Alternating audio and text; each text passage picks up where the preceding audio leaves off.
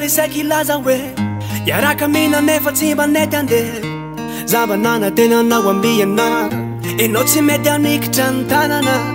de zako tsy nijanona fa avy lasy tsy afaka nanao reo zavatra kinasy de aleoko mba samy mandeha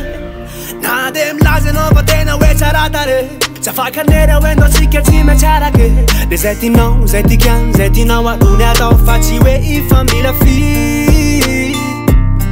ka aleo ary mba samy mandeha fa tsy fampitazana fotsiny eo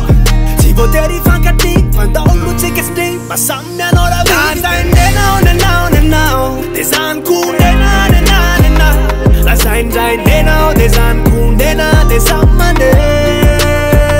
lazany ndray nenao nenao nenao de zany ko nena nena nena lazay ndray nenao de zany ko nena de samy mandeha de nande ny fotoana teny hoeny ny fotsika ny fanaiko eny tsy napozinao fa tsika roa afaka miaradro